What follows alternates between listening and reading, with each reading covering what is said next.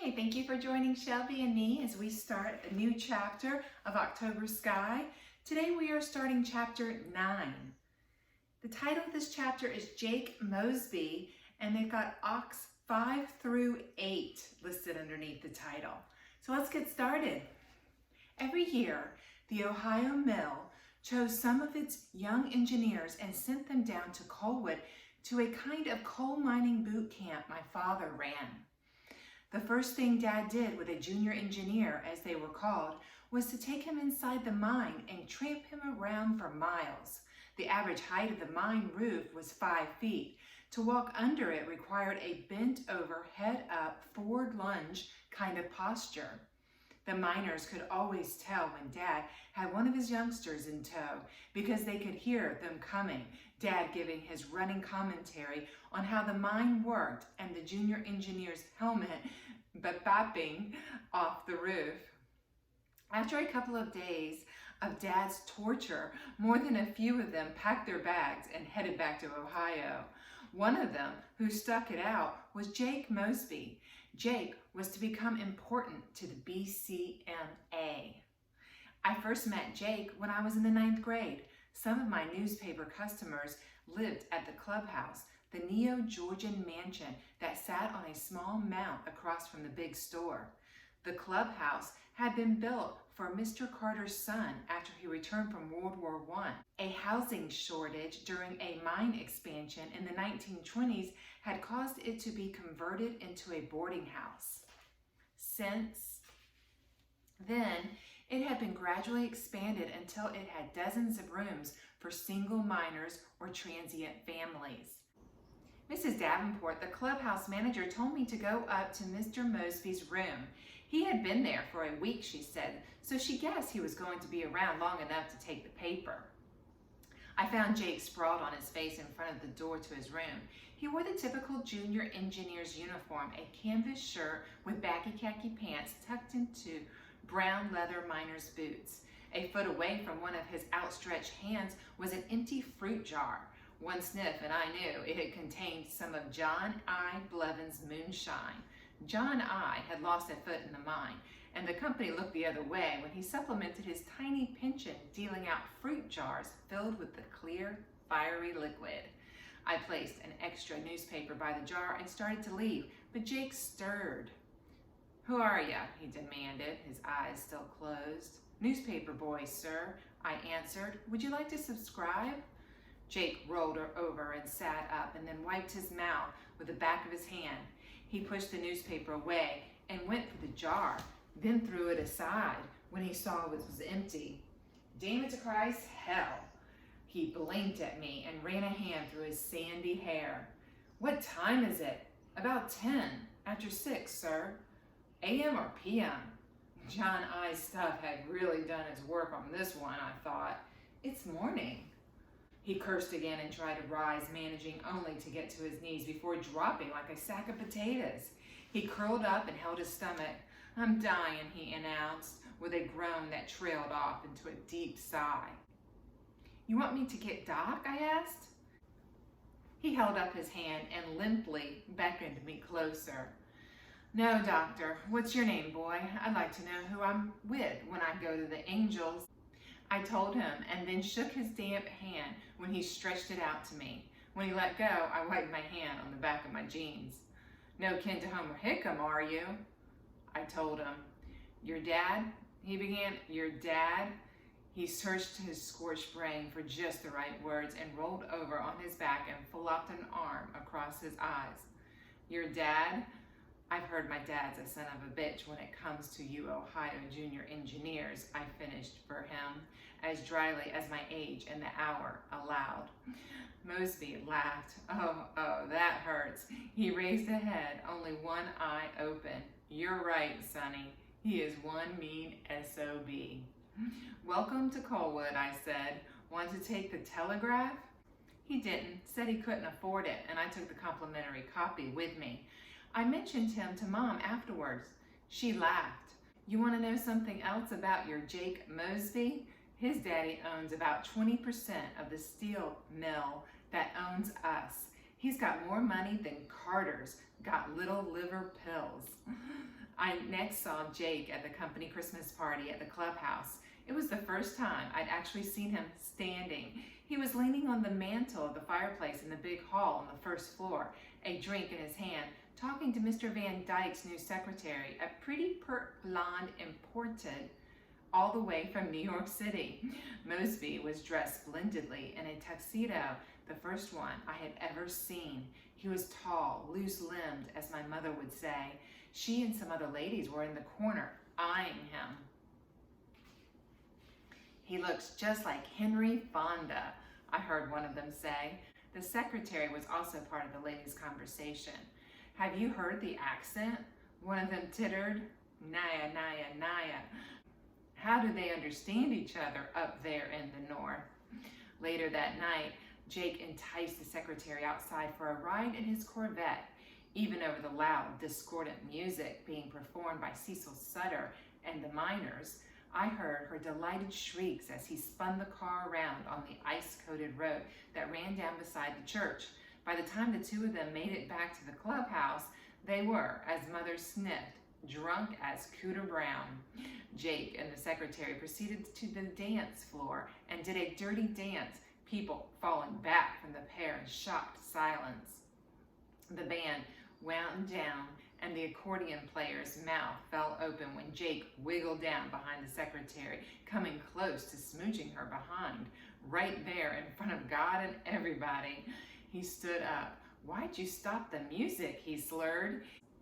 He leaned on the table loaded with desserts, but it collapsed and he fell with it, everything sliding down on top of him. He lay there, his face covered with a stupid smile and red and green cake icing until my dad ordered him dragged out by his legs.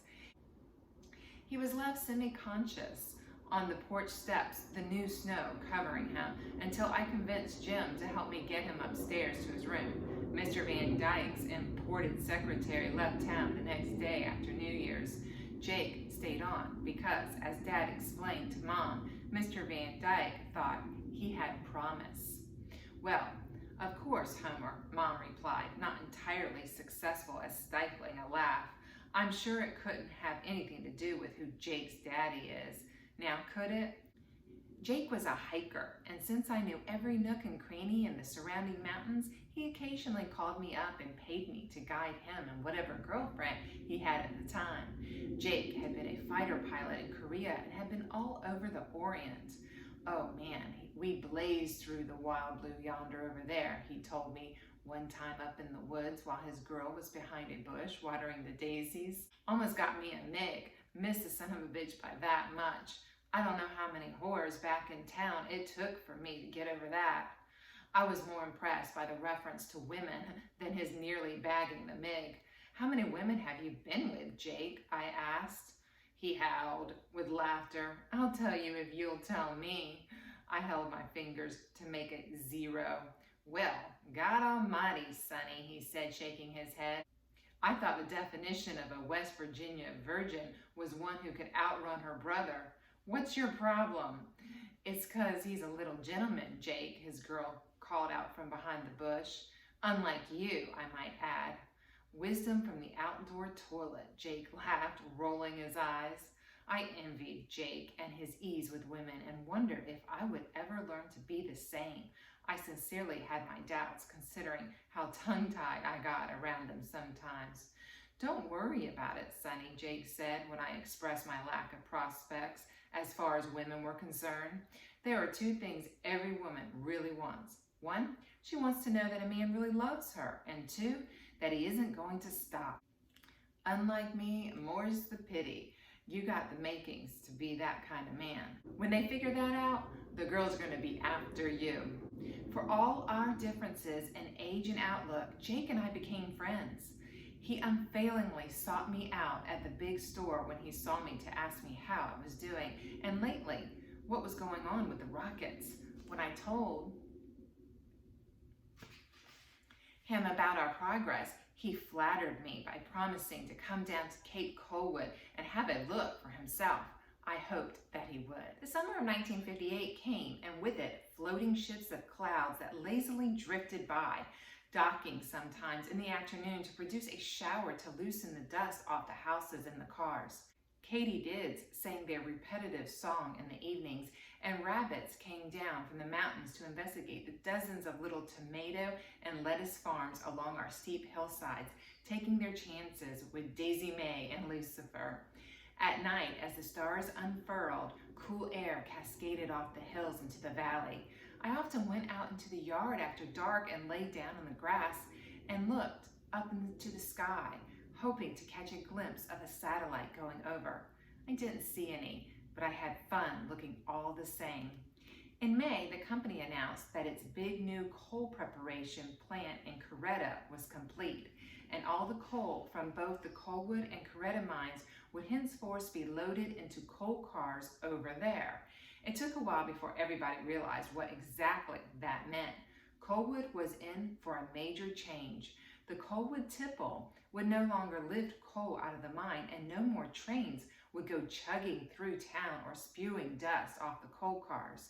Dad said to Mom at supper one night that even the tracks were to be taken out. This announcement was not greeted with overwhelming joy. Some Coalwoodians saw a conspiracy in the whole thing. Roy Lee said the union was afraid this was the start of the end of the Coalwood mine. If everything could be done at Coretta, who needed Coalwood? At Cape Coalwood, we needed concrete for our launch pad. Odell scoured the town and came up empty. That meant I had no choice but to go ask Dad for his help. Mr. Dad, his clerk, said he was inside the mine, so I waited at the shaft as miners went up and down on the lifts. There were 2 lifts, or cages, as they were sometimes called, side by side. When one went up, the other went down.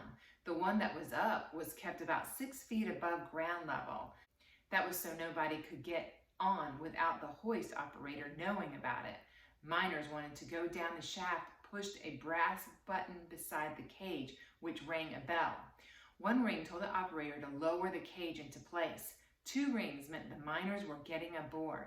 3 meant to bail them out or lower the cage. Mr. Todd took care of the lamp house, where the batteries for the helmet lamps were charged. It was also his job to inspect each man before he got in the cage and make sure he didn't have any matches. The Coalwood mine was notoriously gassy. Had his helmet on and was wearing hard-toe boots. While drinking a bottle of pop Mr. Todd brought me, I watched the miners go through their routine of coming and going. Each miner had 2 brass medals with a number stamped on it. To get a lamp, a miner presented one of his medals, which Mr. Todd hung on a board. The other medal went in the miner's pocket. A glance at the board told my dad or anyone else who was in the mine. The medal the miners carried with them provided identification in case they were hurt or killed. It was no secret in Coalwood that injury and death was always a possibility for every man, every day in the mine, no matter how hard Dad and his foreman worked to keep things safe. When I was in grade school, every so often one of my friends would be called from class and not return, and I would learn at supper that my friend's father had been killed in the mine.